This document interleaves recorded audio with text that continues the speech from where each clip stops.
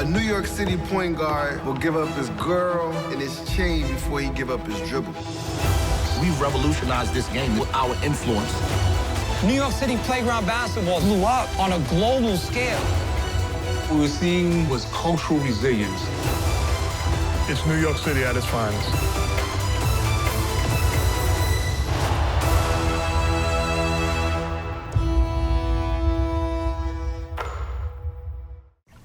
Hey, my man, remember how intense I was when I was in the league? Sure. Now, I'm retired. Got everything on chill mode. Chill mode, Mr. Garnett. Boom! That's what I'm talking about. Big ticket hitting big parlays. Whose house is it? Big Ticket's Whose house? house is Big it? Ticket's house. Big Ticket's house. Woo! It's Big Ticket's house. It's my house! What?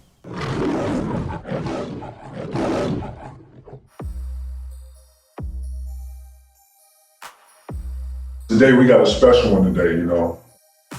Mike doesn't do interviews, he doesn't do a lot of press, but he's decided to come through, slide on us here at Certified. So today we got an OG in the house, we got a Donna, King of Kings today. The big Harry O is in the house of Certified, so yeah, we're gonna get it today. Hey. Y'all already in here, huh? Hey. Well, it look like the Black Council. You know what I'm saying? Oh, man. What's going on? What's up, big bro? How you doing, big boy? Man? Oh, I'm good. You ain't gotta get up. You ain't gotta get up. How you doing, man? Good. Morning to everybody. Good. You see my little home, man? Oh, yeah, it's nice, baby boy. It's decent in here, man. How the big boys do it. Nah, you gotta show me how to really do it. Possible, you know what I'm saying? huh? Come on, man. You know I know that. Man. You know, nobody know that better than me. Did you ever hoop? Did you ever play? Yeah, were you trying to see me? Nah, I'm gonna try to see you out here. You know what I'm saying? You step out here on your own risk now, you know what I'm saying? I don't want no problem with nobody. Yeah, I don't want you having a flashback Nah, on me, man, bro. listen, I get in here, get the sweat, and get started again. We know how you get on that court, man. Ain't nobody safe. Oh, it's crazy, man. I had to ask you, I was like, man, I wonder if Mike ever hooped this. You ever played? Like, I did a little bit. I didn't do like you did. I didn't get the big bucks, baby. I had to switch careers. Like what? Like did you play basketball, football? No, I played basketball and I played tennis. Yeah, so yeah. You know, I'm watching tennis right now. See, yeah, that's a player sports, man. See, that's a whole nother chess game there. What drew you to tennis? You know, just the whole style of it, man. I liked. I've been watching since I was a kid. Really? Yeah. Do you have a favorite tennis player of all time? I just like all the greats. All man. of it? I grew up with all of them. I watched from Arthur Ashe all the way up, you know, to all the top female players. Right, I just love the sport. I could probably name, obviously, Serena. I know a lot of the girls when I see them. You know, a lot of these girls are Spanish now. The girl that I like, she's Spanish. She's crazy. The Russians, I've never been able to pronounce their names. You know what I'm saying? Nadal, all the boys. Yeah. And then I grew up on Bjorn Borg, all of them. So I'm a little bit older than you, bro. I was an Agassi. Yeah. I'm an Agassi fan. Agassi I was a Bjorn Borg fan. Yeah. I'm huge. I loved Adidas too. Yeah. You know what I'm saying? So Yeah. I followed a lot of those guys. Right. But yeah, man, I go to the Open every year. Oh, okay. At least I try to. I got my young daughter. She played all through college. I mean, since she was 3 years old and through college. And so me said we're gonna start doing that, going to all the openings. That's dope. Commemorate that. Because that's everywhere. Yeah. You know, that goes Australia, that goes France, that goes Paris, that goes everywhere. That's So we're universal. gonna start in New York and hit the globe. That's dope, man. That'll be dope, man. You good, man. How you been, man? I'm good, man. Just working, bro. Shaking Staying and moving? busy. Yeah. I love it, man. I ain't complaining. I got you. Trust You me. look like new money, too. I love it, King. You're looking good, you know what I'm saying? Appreciate you. Thank you for coming through, man. I know you don't really deal with a lot of people. I seen you a little bit on Mike's them joint, and I forget what the name of their show was, but it was a solid interview. Well, I was in Vegas, talking about CJ and that Dub C. I popped up. Those good guys, though. I like those guys. I know Solid them guys. I've been, in the music business. We always, when I call them, they was always, Always there. jump on, let's make it happen, Yeah. So when they called me, I said, no problem. Them the guys, though. Them the guys. I watched their show, man. I want to ask you, man, what was your first business, man? Actually, the first real business I had was a limousine business.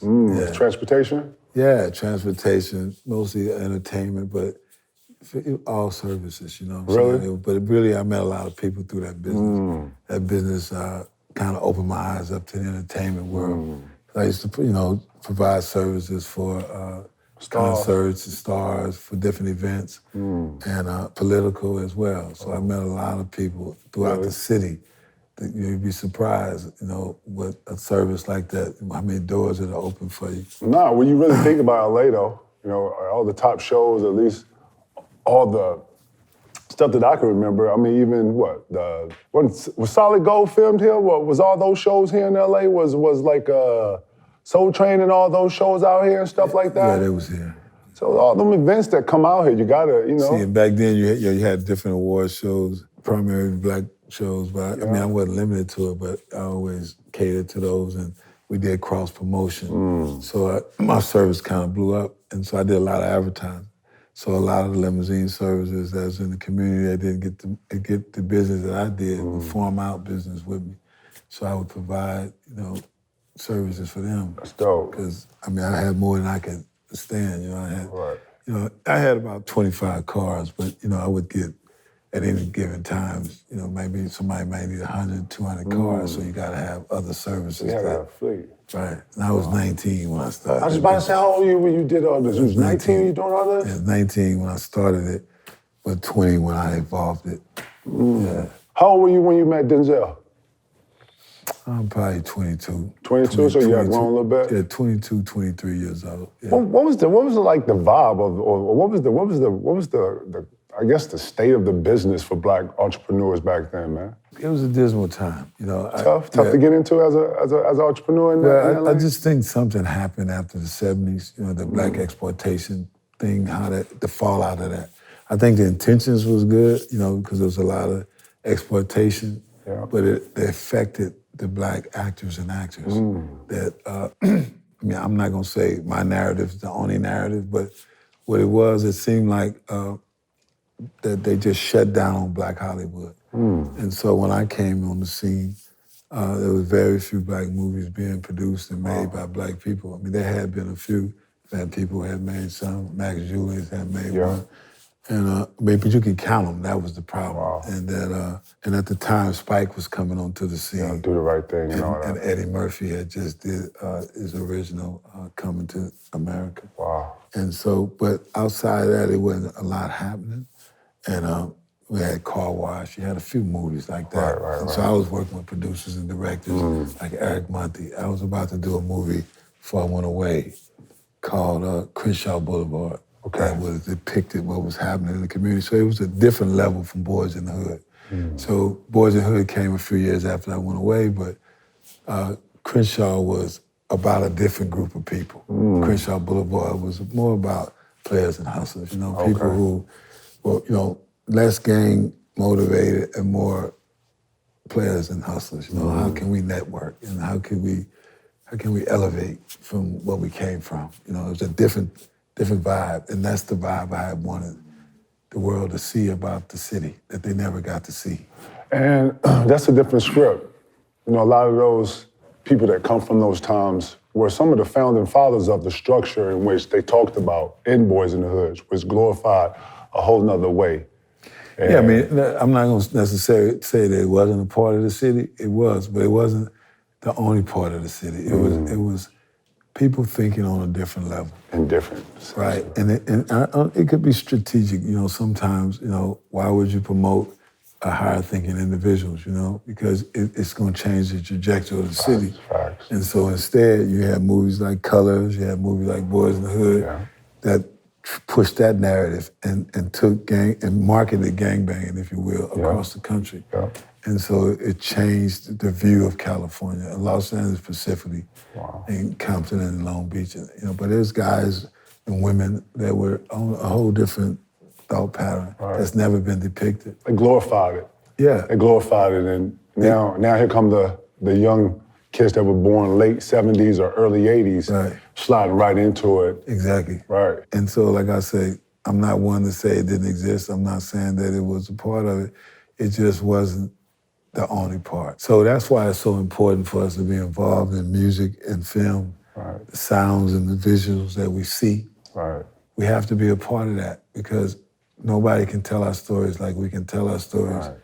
And we all know sometimes we do certain things that we shouldn't do, but that's also should be told so that you can see the errors of other people's ways that you don't have to take the same journey. Right. And so a lot of these young people with technology these days, they kind of missing a lot of that. They seeing a lot of ways to make money legitimately off the bat that sometimes in some of those communities we didn't see. Right. And just keeping it real. I'm not saying it wasn't there.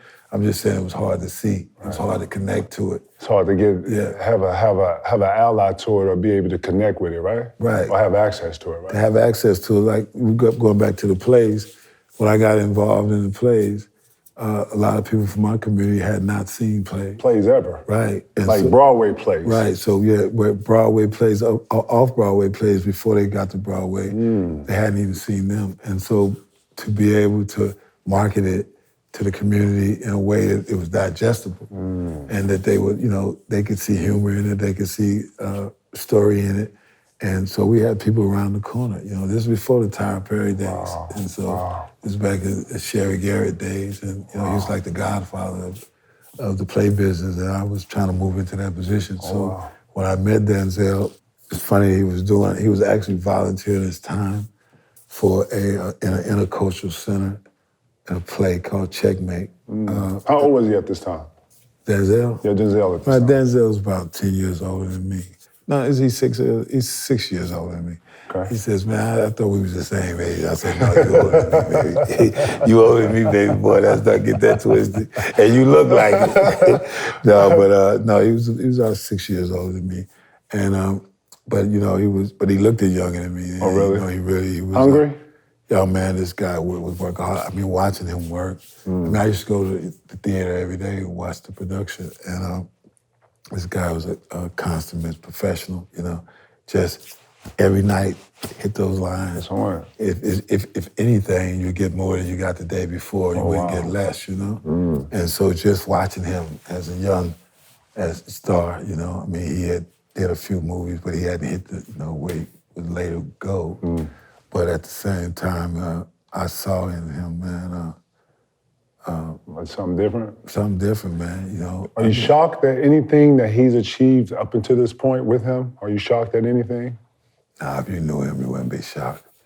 This dude is a true, he's a thinker. Yeah. And actually, I think he gave a lot to the craft, more than most people know, in terms of how he commits himself to his roles and becomes whoever he's portraying.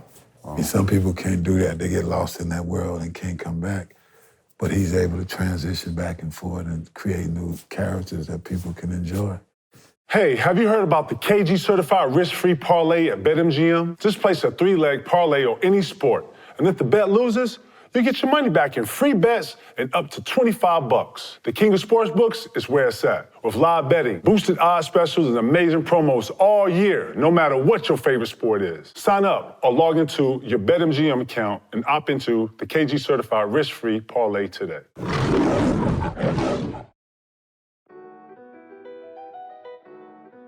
Certified. You know what it is. We're in the Aria High Limit Lounge today. Let's go check it out. How you been, man? I'm good. Hey, Kevin, I'm Jeff Elmore, Vice President of Casino here at Aria. So this is it, huh? This is where all the magic is happening. Come in here, get a drink, chill out, have a group of people. You can play some cards in here. You got we got a table for you right over here. Let's check it out, man. We have a craps in here. We have roulette. We have blackjack. And sometimes, occasionally, we'll have baccarat in here. We're willing to work with the customer and give them what they want. Let's sit down and check this out, man. Blackjack is my favorite game. Oh, really? Yes. 16 always hit 16. That's bad? No, you hit 16. If the dealer has 7 through ace, then you hit. Absolutely. Okay. Yes. The minimum is $100, and then you can go all the way up to $100,000 in here. Okay. On blackjack. We have celebrities here. We have high-end guests. This area here is secluded. As you can see, this beautiful room is kind of closed in. It's a beautiful area. Let's play some hands, man. Okay. Let's see what I'm doing. All right. Hey, give us some chips here. It's Marty. How you doing today? I got to cash these out only in Aria, right? At any MGM property. Oh, okay. Yeah. Okay. Let's see what we do, man. Okay. Place your bet. Oh, he's hitting it. Oh. See, that's not a good one. You don't want to break. That's what I'm saying. That's what I'm saying. I got to hit it. Make it high. Stop it. All right. Well, you got to push there. At least you didn't lose like me. Right. Do a double it down like that? Double down on that. Hey. See, there we go. Hey, there you go, Miss Marty. There you go. All gaming operations here is 24 hours, so we don't shut down, Right. Yes. There we go. Let's get it. Let's get it. It took my little mouth a little slow, but we got it. Yeah. Don't jinx me, all right? I know. Good come to good. There you Good go. come to good. Good come to good. So look, certified, we're going to get y'all out of here now, you know what I'm saying? Right. Getting a football team and a hockey team here has really helped the city grow. Yeah, I'm electing that the league, the NBA will be here within under five years. Yes. You like to think so? I would like to think so, yes. Ms. Marty, where you from? New York City. Oh, okay. That's what's up. Shout out to New York. Talk about a little bit of the emergence of gambling and it being like legal now, out in the open. Gaming growing throughout the country is actually exploding. I mean, What's the craziest run you ever seen? Oh, I've seen people win, 10, 15 million. Yes. Holy shit. Yes. I've seen people lose 10, 15 million. Facts. I was just about to say, right? There you go. You got 17. I'll take it. Let's get it. I love Vegas. I mean, this is the Mecca. This is it, right? Yes. And you got some amenities in here, Yes, huh? we have amenities. We have our massage service. So if you're sitting here at the table, and you want a massage, they come in and give you a nice massage while you're playing. And What makes Vegas like Vegas? I think the shows, all of the entertainment, the sports. I mean, you just can't get this in one little small town. What would you call your high season? I would say March Madness. When we have the March Madness college basketball, you should see the amount of people are here. With Summer League here, what is that week like? It's good. There's a lot of people here, and it's great for the city. Oh, wow. What do I have there? 15. I need to hit that. Ooh, oh, yeah, see? You know what they say, the house always wins. Yeah, in the that's end. true. 21, yes. Get money. Let's go. Give me an 8-2 then. There you go, 21, look at it. I'm from the future. I told y'all I'm from the future. Damn. I'm getting all these aces. Are you look serious? at me. Get money. Get money. This is legendary. One of my dreams are to come to Vegas and have a Boo-Ray tournament during Summer League. Okay. And we're going to do it right here at the High Roller Lounge in Orange. Okay. Get you put 21. Are you serious? Miss Marty, thank you. Thank you. Let me ask you something, Jeff. Are all these tables different limits? All these tables you can make them different limits, yes. Pet friendly, people with the service dog, the hotel is pet friendly, yes. Gambling or just at the bar or just hanging out, it's a nice gathering area. There's a vibe in here? It's a nice vibe, yes. Well, thank you, man, for letting us come through, man. Absolutely. I'm gonna definitely take you up on your offer, man. I appreciate you, man. Okay, thank you for the day, man. I see what Tyler Perry's done for himself, right? I would love to see something like that for Denzel. It comes off a little more, talks to me a little more. He speaks to me a little more from when I hear him talk versus everybody else that's out here. I mean, from a producing, Tyler Perry's putting a lot out. Right. A lot of Tyler Perry stuff don't speak to me. I get what you're saying. You know what I'm saying? Yeah. When I see Denzel's stuff, it touches me a little bit, or I feel it a little bit, or it talks to me a little bit. Well, I know I'm not talking out of camp here, but I know that he's moving away from acting and more into producing and directing. All of his children is involved in the business. I see it. Producing, directing, and acting. Yeah. And so it's a family business. And so he's incentivized to stay in it from that perspective, to help. But they all on their own. They all got their own merits. Even his wife, she was a top actress and producer. She's the whole family is talented. Wow. And so he's telling me that he's gonna focus more on producing projects. So you may get what you're looking for, brother. What's up, right? Some more D. Right. We need it too, though. We need it. I know what you're saying, brother. Need the script, man. Yeah. I think these young kids now need OGs to throw the script out here and then let their imagination kind of take it and go with it. That's how I see it, man. I don't think, waves come in, waves come and go. But when it comes to the knowledge and structure of things, that's to the heart. You take those things with you. I think he's been looking in, and we have sat and talked with a few people about how this mentorship can take place and be able to work with young people that's coming out. So they don't, like I say, they don't always have to be in the legal world where trying to get a straight way. But even in this business, why do I have to go through so many roadblocks before I can just get connected to? It's something to say about struggle, but it's also something to say about being able to share in the wisdom that's already there. And so I just think there's a lot of professionals, and I'm not saying that they don't care about the people coming up, because we can get real busy in this business, and sometimes you get so busy you forget about the ones behind you. And I think that, so you gotta differentiate between being busy and making time to be a support system for the future. You know what I mean? Because we can't do it by ourselves. You know, if we connect the dots like that, it's game over. Yeah. And then you know what's crazy? I feel like that young energy brings those young ideas, brings those young philanthropists, those young entrepreneurs, those young dreamers, those young visionaries. Yes. That's what we don't have enough. I cannot stand that there's so much following and not enough originating. I can't stand that. Well, you're not going to change. Well, somebody was talking to me just yesterday about where's the revolution in terms of this new genre. Like, where's the appetite for it? And so that's the fact that you're saying that we're back to connecting those dots. Yeah. You know, sometimes things can look easy or be easy, and people start to get a little complacent. But we need something to get that energy back up because it's a lot come from it. Facts. You know, it's a lot of struggle out here that a lot of people hide. But I think that sometimes the creativity comes from that. So I'm not saying we should live in it, you know, but I'm just saying that at the same time, there's power in taking your position to the next level because your story can motivate the next person's story. Wow, so much. I mean, just like you, brother. I mean, come on, man. Facts. Got one of the greatest stories on the planet. Man, listen, but you too. You know, I followed your career, followed everything. How much from when you got into plays did you shortly move into music? Well, no, they go hand in hand. Like I said, well, it's a combination of things. Like I said, being blessed and lucky enough to be in the entertainment service business allowed me to meet people. And so I was able to manage different people because of that and be able to connect with different records execs early on.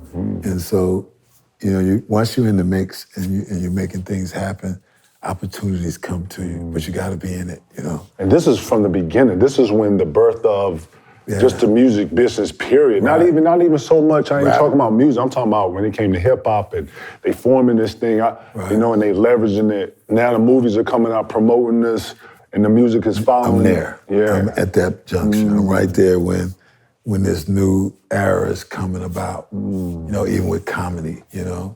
It was coming about, like the Comedy Act Club.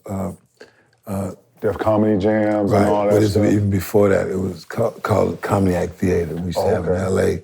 And a lot of the, Michael Williams was running that particular organization. And I saw even then that should be televised. And at the time, we didn't meet eye to eye on it, but I had brought Showtime, I had a Showtime down. It's before Def Jam. And this Robin Harris was the head MC. Shout out to Robin Harris. He was a beautiful brother. One of the greatest man. Yeah, he was one of the best, you know. And right when I had started managing him, I went away. And so we didn't get to parlay that relationship, but he was quite a brother, man. He was funny, and everybody used to go to Magic, Tyson, Prince, everybody that was doing things in the city, but everyday folks and entertainers mixed in that room like brothers and sisters. It was just cool, man. It was a cool environment. And Big Tiny, Zeus, he got his debut there. Yeah, Debo, that's where he got it at. And so everybody in the city was there. It's like an underground thing? Was it like an underground thing? Well, it was like, you know, you had your thing going on Sunset, but this was in the community right there in Leimert Park. Oh, wow. And it was 250 seater, but it was just real intense. And that's where Robin and a lot of the stars that you know today came through that funnel. Wow. Yeah, real talk. A lot of people that we know to be in some of our favorite series, our favorite movies. Came through there. Wow. Yeah. And you say that the music followed the entertainment because the music would have to be put in some of the content. Well, see, then R&B was still big, and rap was just coming. And it was just, you know, we had radio stations like K-Day.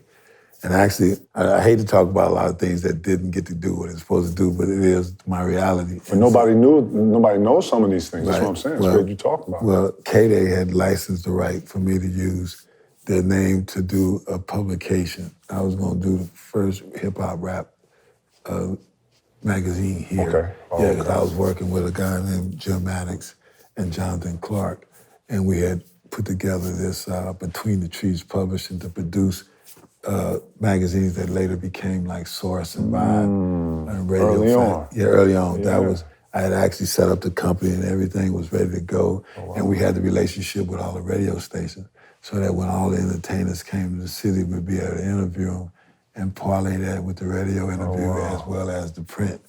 And so these are things that when I always say now, people says, what's going on? I says, unfinished business. It's like, there's some things, I don't live in the past, but there's some things that I still feel that needs to be developed or dealt with that still hasn't been revealed or covered in a way that's entertaining and engaging. And so I still got a lot of those things in the pot. That's a vision. I don't expect, everybody likes to put time limits on visions. Visions to me is whenever you're able to cross them off the list, right? Right. But a vision is a road to somewhere, right? What was the vision back then? It wasn't as focused as it is today, but I think it was about creating platforms that people that look like me and you could actually be able to have a shot at the title. It became that early on, seeing what we lacked and how could we pool our resources. And so we don't always have to have a hat out, hand out, it's like, because you have great ideas, then other people decide what you should and cannot do. Wow. And I always had a problem with that at a young age. Did you see them take conscious rap, or when rap had a message to send you somewhere and to dream and to think differently than what we know rap to become? Did you see them purposely kind of squash the consciousness of what rap or the message that rap start to give? We having a real conversation here today? Every day. Oh, this certified? Every day, this certified, Okay, baby. well then, yeah, we can have a real conversation. Right. It was clear. It was like, when you think about the early music, hip hop, it wasn't no joke, man. I mean, you had this party music, but when it got into its conscious, it really woke a lot of people up. And a lot of people had their head down for whatever reason, coming about the 60s and the 70s. Yeah. It just was like, it really wasn't a lot of energy towards about pride, and that music started to make you feel prideful, not in a negative way, but in a strong way. Like, everybody on this planet has a place. Yeah. And hip hop spoke to that. It made you feel like you were unique. But they wouldn't support it financially. And so it kind of died out. They couldn't control it. It wasn't theirs. Well, it's, some people want a certain narrative to continue. That's what I'm saying. Yeah. See, I don't believe we real talking. I don't believe LeBron James can go to the finals 10 straight times off of talent. I don't believe that. I believe that you need a partner in that to do the Watupsi, right? Same thing with Brady. I don't think Brady can go to 6 championships or Super Bowls without a partner. Exactly. So when I sit here and I watch, because I'm in it, I'm born 76, by the time 80, before I'm at 82, I'm doing the Michael Jackson, I'm moonwalking, I'm he and all whatever I'm watching on TV, right? Right. By the time I get to 86, crack hitting in my neighborhood. Right. So, not only are we slapboxing and playing basketball, but we also dancing and trying to rap. Right. Just Tina busy be on the mic and trying to be like this and right? That part, yeah. So it ain't theirs. MC Search, probably if anybody in the room got a white rapper they can throw my way or whatever, but I can't think of somebody that I can remember white rapping about hardships in these neighborhoods. And it felt like the New York was a trial, New York was almost like a R&D for the record industry. You know what I'm saying? It was. It felt like that. And then all of a sudden, West Coast hit, but it was talking about a way of life and rap and gang life. But I'm asking what was happening before then. There was a bunch of, like you say, the Crenshaw stories or stories that was capturing like another way of empowerment. And West Coast to me didn't jump off till we got to the bullshit and start talking about rap gang life. But let's just deal with that. This is a heavy subject, man. I just don't know if everybody's ready. I can't have this conversation with everybody. Because everybody want right here on the front of when it was being born in their head and putting the legs on it and, you know what I'm saying? Because, you know. Imagery is powerful. It is. Negative or positive. Yeah. And so when you start talking about movies like Scarface, let's go there. So when you talk about a movie like Scarface and what it says to a deprived community. A dreamer too, though. Right, a dreamer. Somebody that wants more than what he has today. Right, and so it, to me, was a marketing tool for genocide. So if you have drugs in the community, or you bring them by the truckloads, right, and then you see a movie like Scarface, and you don't have nothing, and you see somebody go from a hamburger stand to a mansion, you trying to do that. Ain't nobody finna tell you nothing else. And then they said, oh, this here, nothing gets you richer quicker than rock cocaine. So when you hear that, and you see that, you connect those dots. People that don't come from those communities can't understand that. That's an excuse. But if your community was bombarded with tons of dope, and that in your mind to a broke person, a financially solvent person, is an opportunity. It is. And so even during an opportunity, you may not realize or even think about it or even care about it at that point, right, about what you're doing, poisoning your own people so that you can get that opportunity. All you see is, this gonna get me here, and that got you there. And then, you know, some of us wake up and say, wow, man, I'm part of that. You know, I ain't cool with that. Let me elevate, let me go here and parlay this into some positive growth and help people that need to be helped so that we can, you know, so we don't have to keep doing this. Right. We don't have to let people put that, I'm bringing that up because of what you're saying about the music. So in the West Coast, you know, you had NWA, yeah, you had others, you know, yeah, Toddy T, you know, Mr. Master Spade, you know, all of them. They was talking about Mac the Dre, streets. yeah, Mac Dre. They was talking about the street of the Bay Area. You know, they was talking about the streets.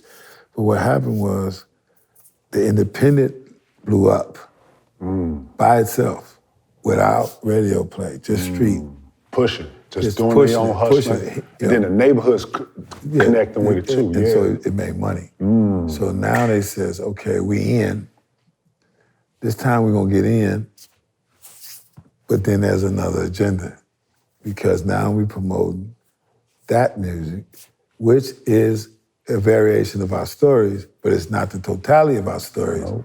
But it's, you know, when somebody from another culture is telling you there's not enough bitches and hoes in that song, that should tell you something. Wow. You understand? Yeah. It's not enough gunplay in that song. Wow. That should tell you something. Wow. And these are A&Rs. Yeah, that should tell you something. Wow. But what blinds you is the money. Wow. So you take this, or you won't get this until you do this, until you do that. Wow. It's another form of pimping. I mean, you want to keep it real? I mean, I don't know. I mean, it's certified, It's right? certified, baby. Okay, well then that's what I'm saying. So that thing became a monster. Wow. And so even though when we created Death Row, we created to be able to be a voice of the community, certain things were manipulated as we went along. Wow. But at the same time, those lyrics was put on top of infectious, if you will, lyrics. I mean, music, compositions. I mean, it was some of the great work. It was. Even that sound has been recorded as some of the greatest sound ever in the 21st century. So it's what we put on top of it. It's the imagery that we put on. But, you know, Death Row is here again, and that's dope. We'll have another shot at the That's title. dope, man. I love it, man. I love it. It's like a full circle. It really is. You know what I'm saying? You know, it hits me sometimes when I'm sitting with Dre and Snoop and just watching these guys who done became icons. Yeah, man. I was talking to Doc the other day, and just I talked to all the Death Row family, and we're gonna all come together and do some incredible things. Love it. Because all of it has grown from our different journeys. And how you put that in, you can't put it in one story. It's multiple stories that will be told, and that we will make sure that everybody that was a part of something gets what they got coming. It's dope. And open the door for the young. We're not gonna get in the way of the young talent. You know, we want to be open to that. We want to be international as well. You know, we want Death Row to go to a whole nother level. Yes. So to come back with something I helped create 33 years ago, over 30 years ago. Wow. It's a 30th anniversary coming from the release of The Chronic. Oh, wow.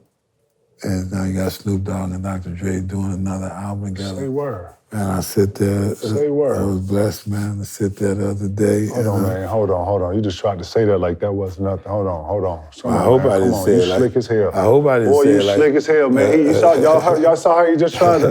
yeah, Dave, hold on. We're going to rewind that. Whatever camera that rewind that. I hope I didn't say it like it wasn't just nothing. Hold it. Yeah, you said it real slick. Look, I don't know if I'm spilling the beans, but I'm trying to tell you, bro, sitting in that room...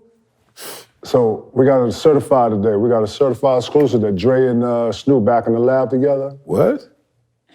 Game over. Oh, wow. And I'm talking about like, wow. Like Chronic back in the room. That's what we're doing? What? We're going back into that genius Sound like box. Dre that. That's what we're doing, Mike. That's what we're doing. We're going back into that genius. Yo, man, I'm talking about to watch them at work. The doctor is a beast. Listen, I had a whole question of when did you meet Dr. Dre, when did you meet Snoop? We not skipped over all that. I don't even think I think that's irrelevant, but well, it's not irrelevant, but it's I gotta ask you though, when did you meet Dre? When year did you meet Dre? 91. Okay. Yeah, when we formulated the company Godfather and eventually became Death Row Records. Because it was called Godfather Records before Death Row, right? Godfather Entertainment, Godfather Entertainment. And so Godfather Entertainment was the parent company that birthed Death Row Records. Oh, okay. Yeah, that's how it happened. That's the birth of it. And it's funny because, okay, why do we name it Godfather? It's back to what I was telling you earlier. It was about creating, to be able to look out for the artists. Gotcha. That's what the Godfather meant. You know, I get in the mob, you had the Godfather. Well, in this business, we wanted to represent that we would be that. Now, Death Row might have got off track a little bit. That's all good. But we're not going to talk about that, you know, not today with all this positive stuff going on. But it's back on track. And I'm here, and I'm at the helm, and Snoop Dogg went over there and did what he had to do and brought it back home, you know? No doubt. And say, hey, Mike, you do what you do, I do what I do, baby boy. And we're gonna make it happen. I love seeing it all back together, man. So it's safe to say that we got some new music coming out from the Death Row family, eh? Oh man, safe to say. I don't know about it being safe, but it's good to say. No, I'm saying, no, seriously, when I say that in terms of, look, everybody got their lane out here. But you have to admit that when Dre and Snoop is here, and I don't think you heard me. DOC is in the lab. Oh, wow. You didn't hear me. I just told you. You just opened up the genius box. A lot of people don't know what went into the Chronic. Only know you think you know who you talk to. I'm a music connoisseur. You know, one of my questions was, do you really understand at the end of the day when you look back at the birth of West Coast, like you're the founding father of that? Like, do you ever like sit in that and just really think about what Death Row, like it's got negative parts to it. Yeah. What doesn't, right? Right? We're talking about positive. I accept that. I accept all I that. ain't even talking. I'm talking about the positive that came out of Death Row. A lot of great artists, a lot of great groups, a lot of great individuals came out of that. And engineers and producers and writers. Look, man, the team that Dre has assembled to do this album is beyond reproach. Legendary? Oh, man, you know, you got Smitty, you got the whole crew in there, man.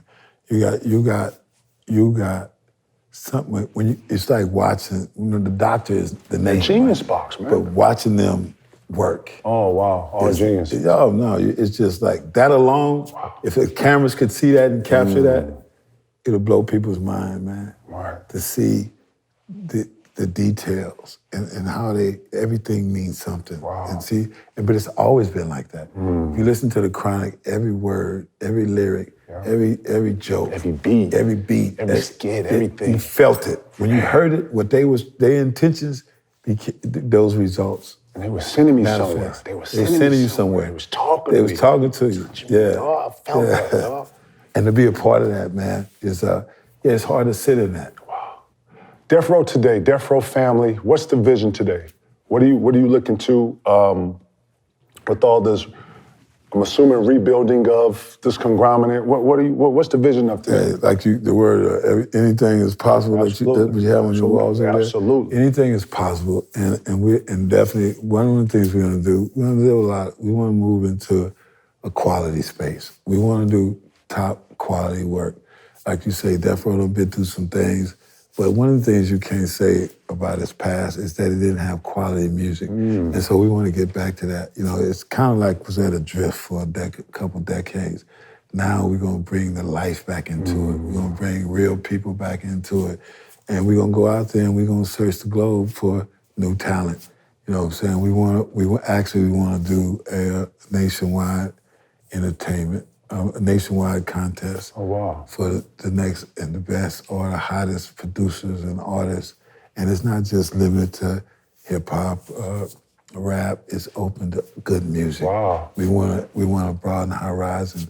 We want to set up a platform that people can really bring their music through. And we're still connected with the industry. We're not, we're not totally disruptive. No doubt. You know what I mean? We respect the music business. So, it's got its bad parts, it's got its good parts, and it's still trying to find its way with this new Web3 revolution.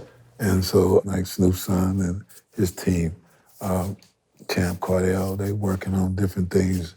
In the NFT space. Yeah. Growing through the NFT space, man. Champ is he's becoming a king in that world. He's killing it. And, really proud and respect him a great deal, him and his whole team. We all working together as a unit to make sure that, it's be like a closed fist, nothing to penetrate, that we all, different tracks with same synergy, same energy, I think it's important for everybody to know that you guys have regathered the catalog of Death Row. That's 100%. You guys own that? Yes. That's what you was talking about when you said Snoop went back and did what he had to do to regather. Yeah, he went back to wrote that check, baby. Right. That's dope. Come on That's back dope. up. Shout to y'all, man. Yeah. With how content and how you see all these different platforms, where do you see Death Row playing a role in not just movies, but TV series? Yeah, we producing a number of films ourselves right now. Death Row Pictures will also be one of our... Death Row Pictures? Yeah, you heard that. Certified? Yeah, you heard it on Certified. Death Row Pictures. Death Row Pictures. That'll consist of what? Oh, we're doing documentaries, we're doing film. We're actually producing our own film, like our own story as well. Own stories. The Chronic is one of them, and we have some other series that we're gonna be doing. Boss City Queens. Oh, wow. We're doing GIF and we open, man. And we're looking for great content to partner with. And we're doing soundtracks on all our film projects. Wow. So Death Row finna be in the game in a real way. I love it. We going corporate, but at the same time, we street, It's like from the streets to the suites. Yeah. For real. I love it. What I mean? So we're never gonna forget where we came from, and we're not gonna be limited to that as either. We're gonna go as far as God allows us, period. So it's safe to say that we're doing American Idol for for tomorrow's stars for Death Row? Yeah, we're doing the next superstars of this planet. And that's a universal, or just a... No, it's gonna be universal. We got people all over the planet that love this music, that love this label, love this brand. And we wanna connect the dots in different countries.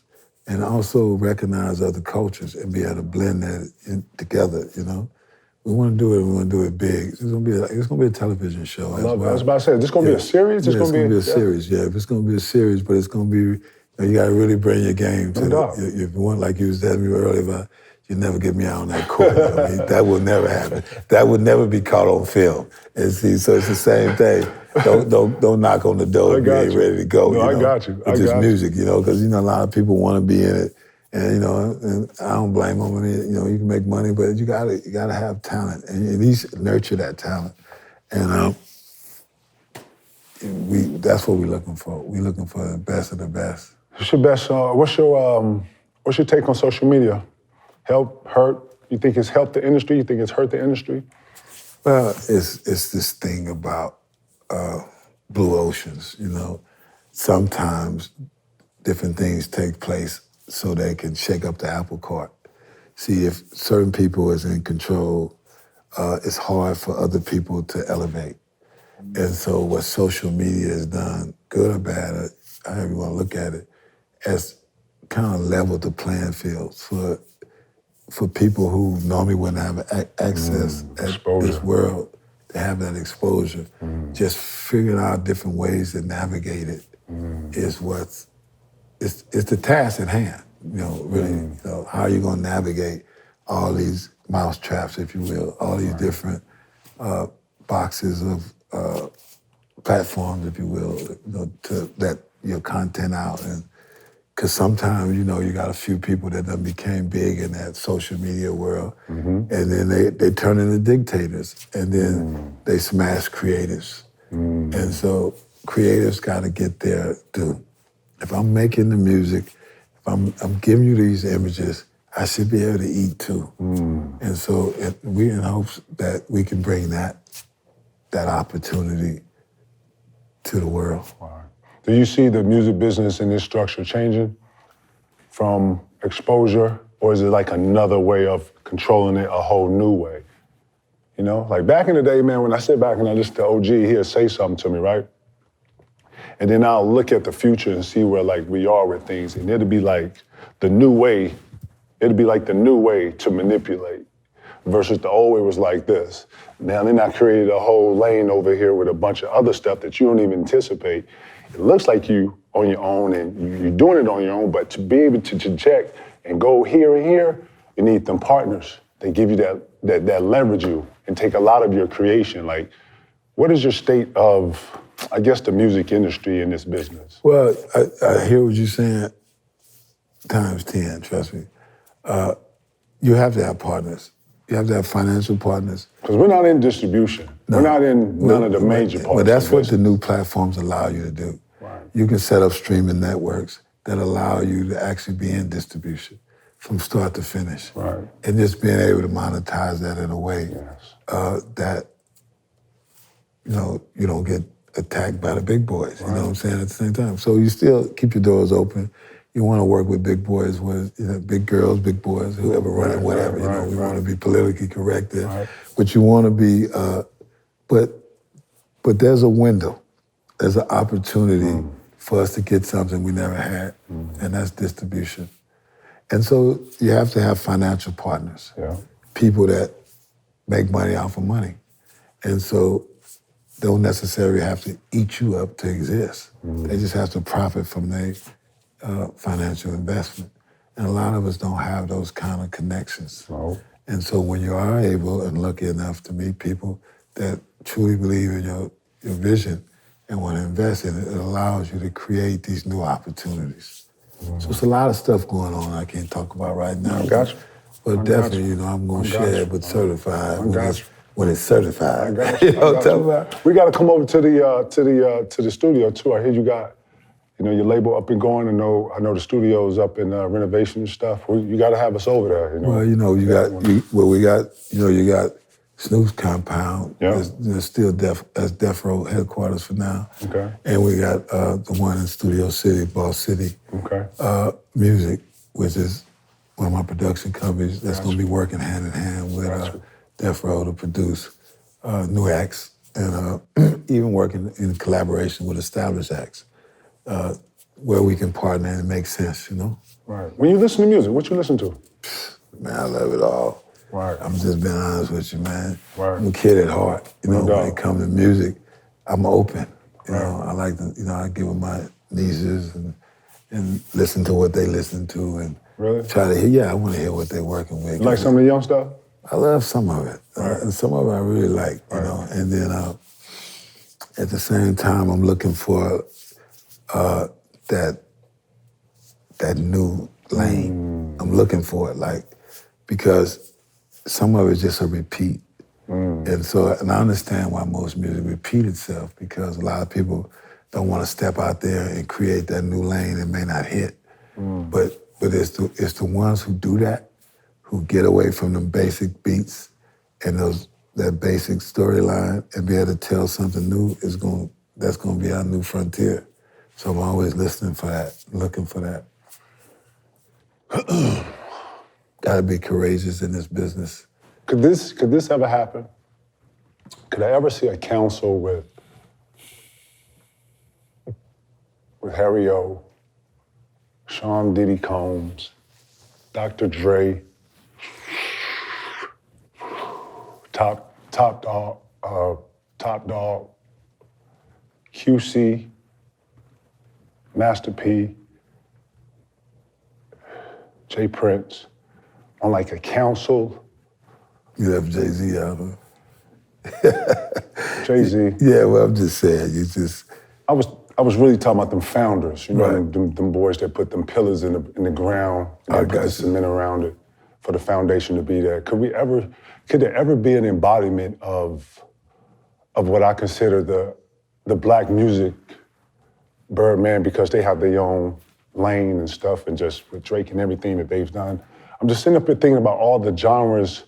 I'm missing some of the Atlanta boys. I apologize. I did say Q. I'm missing some of the originals, but could there ever be a day where we see an embodiment of black minds be put together to come across on a bigger idea? Could that ever be possible in our lifetime? Well, back to what you said, anything is possible. Facts. I just don't know how. I just think that sometimes this structure we live in creates division. And we have to work to untangle those divisions because other cultures do. Right. When I sit back and this ain't no knock on anybody, but Asians work with Asians, Russians work with Russians. Yeah. You know what I'm saying? Like Italians work with Italians. Yeah. You know what I'm saying? And Like it's strength in numbers and minds. It's those relationships. It's easy for me if I'm working with you to pick up the telephone and say, hey man, this is what's going on. You in? Yeah, no problem. I got that. Opposed to every time I have to go to a door, I got to go through the whole process because we don't have those alliances. Networking. Right, the networking is key. You know, it's just like being on an island all by yourself, unnecessarily. But we've been, I don't know how you say that, but in some cases, it's selections. Okay, you get to be it, but you can't bring nobody else. You got to be by yourself. And you got to be, as a matter of fact, you got to cut off all ties. So in some circles, that still exists. And so when you start talking about networking, it's the same thing they did in the motherland where they put borders where they shouldn't be and they put barriers where they shouldn't be and language barriers between different people to stop them from communicating and networking. It happens here. Wow. It happens here in each industry, whether it be sports, whether it be music, whether it be film. But I'm watching that. To be on the favorable side of what you're asking, I'm watching that change. Slowly but surely, maybe hopefully real soon, all of a sudden, that's our new reality. Well, I like to think that when you're trying to get something done, usually it's that one initiative or that initiator who initiates the conversation. You know what I'm saying? I always think that in a room full of alphas, there's going to be one alpha that steps up and lead the room. I'm gonna just leave that right there. I'm gonna leave it right there. I'm gonna just leave that right there. I hear you loud and clear. You know what I'm saying? Yeah, I hear you. I am a huge fan of Afrobeat. Are you into Afrobeat? Yeah, I love it. All the artists that are coming out of Africa. Yeah. How? And a lot of them, you got them in London, you got them in different places in the world. You got a diaspora all over the world. Love it. That's really pulling towards that outfit. I'm just trying to figure out, I've been talking to my artists, different artists I work with, about that. Like, how do you fuse that? How do you connect to that? I think that's the next new sound. It is. And I'm watching a lot of Latin music bite off of Afrobeat a little bit. Obviously, the Spanish artists, they put it in a different language, but when I'm watching when I'm listening to the rhythm pattern or beat pattern, they're very similar. How far are we from bridging the gap with Africa in hip hop? Like, I know we got like remembrance of it, and I see like those iridescent bridges that I can see through. Nothing concrete, nothing that points me in a direction. How far are we from bringing Africa to? I don't know. I'm trying to work out something with this organization, Content Cartel. Oh, okay. And ain't nothing wrong with depending that. on how that work out, we may be deep in the motherland. Right. And that's something I'm looking forward to because there's, using our influence over here and connecting the dots with them over there. I mean, you have a lot of youth over there. Yeah. Over half the population is over 500 million people is under the age of 25. Right. But they love this culture. They love to connect, but they love their culture too. They got stories to tell. And so hopefully we're not that far from it. Wow. I'm looking forward to connecting those dots. I love the Wiz Kids. I love all those artists that have come over there. I think not only just the music, man, they're trying to bridge basketball and sports also. You know, a lot of soccer players come out of there, a lot of basketball players. The NBA has already started, NBA Africa. Like at some point I'm watching fashion, I'm watching music, and I'm watching sports come together. Well, I love it that America is changing its mindset on that. I mean, Europe has always been connected to the motherland. And for some reason, I mean, for multiple reasons, America has not been so kind and to that bridge and to that gap. But it's opening up now, like you say, NBA, you know, everybody's saying, hey, you know, let's go over here, let's do this, let's create this, because we all the same people. Yeah. And we just need to connect them dots. And similar visions. Similar visions, and we all love our families, and we want to see the best for them. Yeah. And so, and just being able to go around the globe and see that we have more in common than we don't is powerful. It is. It is. And needed. And needed. And the more, and you've been doing a lot in the visual world and in the music world. So my thing is, we just got to keep going, fertilizing. No doubt. And in this platform you have here, to be able to talk about real issues. I want to. I threw this at one of my homeboys the other day, and I asked him this. And you're probably the only person I know that can pull this off. Could it ever be? I know we gotta use Miss Universe. This is a whole nother topic on something. I'm just throwing a bunch of different shit at you. Know what I'm saying? That's funny, right? Yeah, we got Miss Universe. We got the American pageant. Could it ever be a Miss America or a Miss or a Universe? Oh, I can't even get the question out, goddamn. Could it ever be a Miss America black pageant? Miss America. Well, we done had black pageants. Have we? Yeah. I've never seen a Miss America black pageant. I know a sister named SHO. She used to run it back before I left. So I don't know what she did with it, but for a number of years she was doing black beauty pageants. And but I guess maybe she didn't have it didn't continue because you talking about around the world, international. No. I'm talking right. And the only reason I'm saying this is because I just don't think we glorify ourselves. I think we need our own Oscars. We need our own version of that. We need our own.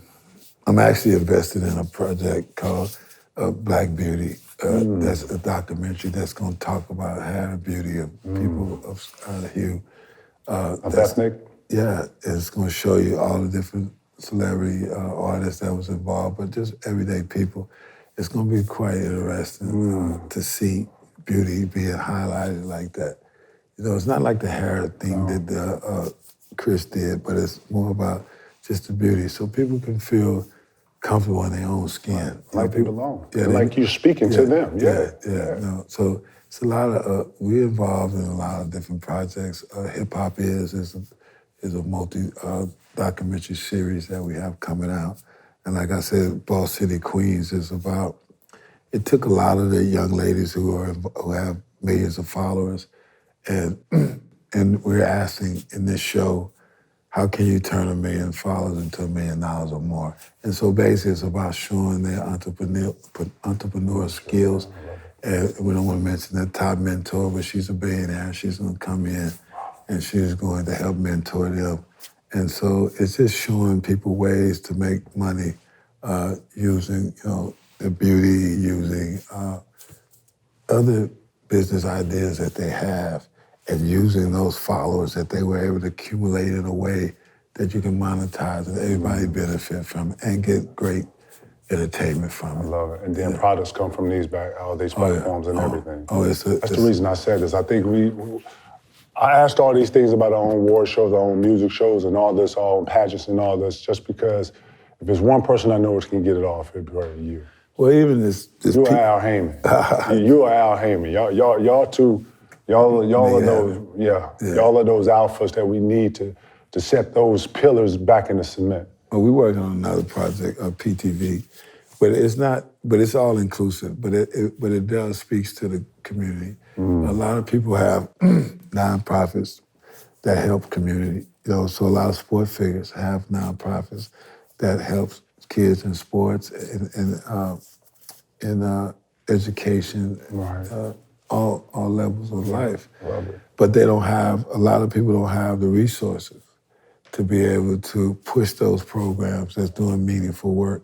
So this channel PTV will come online in the next 60 days, and it'll be about connecting the dots between those who have and those who have not, and be able to capture them in film and show you the work that they're doing in the different communities. And, you know, to get people to come in and support. You may not want to start your own foundation or nonprofit, but you're looking for something to support. And then being able to see, you know, you hear about these organizations, but to be able to see them at work and create shows around it, you know, that's we got our hands filled right now. Love it.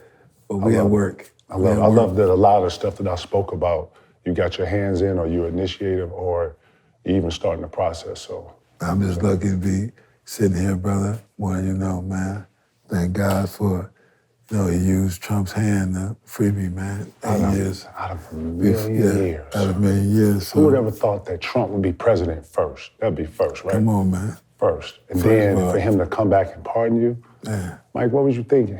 Did you think it was real? I said, God is great, man, because, you know, anything is possible. I might have to take that and put it on a T-shirt, man. Let's get it. Really, man? Let's get it. Oh, we gonna get it? Let's get it. Because you got that patent already. Yeah, no, trademark, baby. Well, that's what I'm saying, though. But I just, look, man, I know people feel what they feel, but I got to thank God for what Mr. Trump, President Trump, did for me and my family, brother. Because I would still be riding away in there like a whole lot of brothers are doing, and sisters. Wow. And, you know, I had to get my foundation together, but I'm not going to forget about the place that I came from. No doubt. And that certain people do certain things, but I just think our prison system is abusive. And that people go to prison for way too long a time. And the ones who want to learn right away. But there's no system in place to gauge that, you know. You sell some dope, should you be in jail for 6 months or 6 years or 60? Come on, man, what are you doing? I mean, what kind of country does that? Right. And we got to deal with that. And so the stronger we become, the more we can go in and pull people out. You know, I know if you do something crazy, you know, some things, prison should be for it, I guess. Understood. You know, I know so. But, and I've been there, so I know what it, you know, that's what prison was made for, you. Right. You know what I mean? I've met those people. Wow. At the same time, I've met people who just made a mistake. Wow. Who was trying to make some money and did it the wrong way. Right. But to lose your life 30, 40, 50 years, come on, man. It's a lot. We gotta readjust this. We gotta bring attention to it. We gotta have politicians in play that understand that, you know, everything gotta be just. Right. You know, can't be abusive all the time. We need a council. We need a council that speaks on a lot of this, that has a voice, right. that has a presence, that has a point in place where you can actually go in and make some of these changes. Because a lot of these people go to we didn't know or use the excuses of they didn't know. Right. You know, if you pull the sheet back and go between the layers, right. you find things in anything, a couch, a mattress, anything. And what's unfortunate, a lot of people of all nationalities don't realize what I'm telling you until it happens to somebody in their family themselves. Wow, you know, because some things happen, man. It could be a fluke. I done seen real flukes happen. Wow. With good people doing good things, end up getting caught up in a situation just by association or a situation that they wasn't aware of. Wow. And their whole life get turned upside down. We got to be responsible for what we do, the laws that we institute and the lives that we can destroy. You know, you say you want to keep society safe, you got to think about what you do, because you can make people bitter and angry. And at the same time, you can help people see another way, but you got to have that implemented in these prison systems. They don't have that.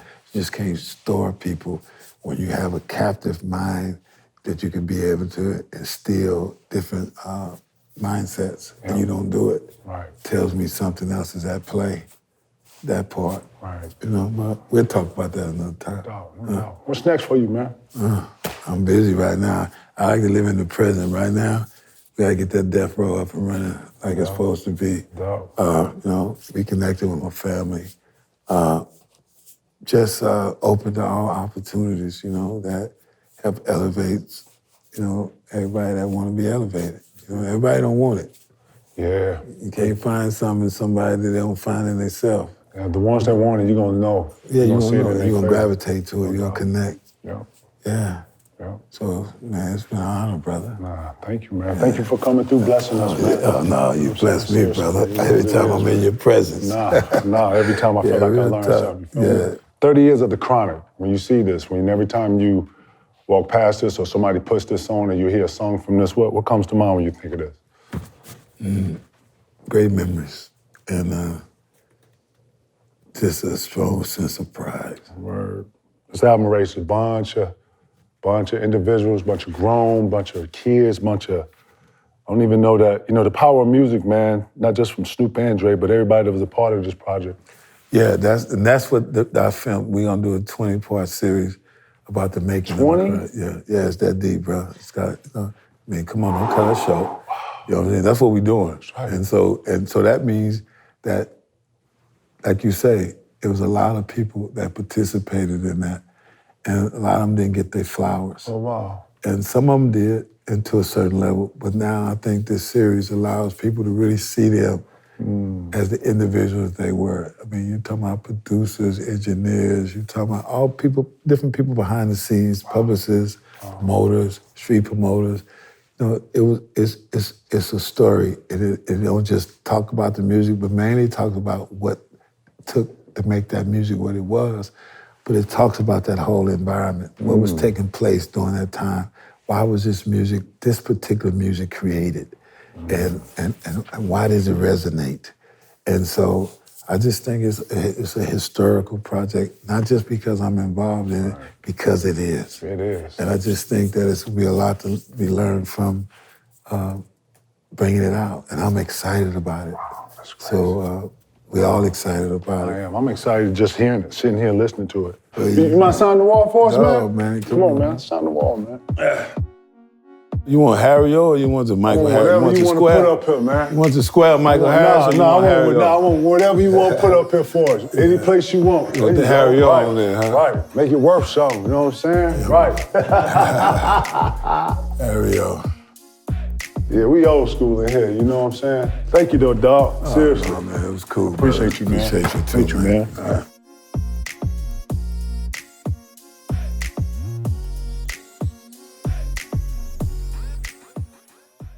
Plenty of days you and I put up with the corruption in this town, but enough. These people, they've been bullies for so long, they forgot how to be afraid. You're having to compromise yourself. We can't escape where we've been. I just want the law to work for us the way it's worked for them since the day they wrote the law. You know, D, I think you might be my soulmate. You and I, we got nothing alike. Fair enough.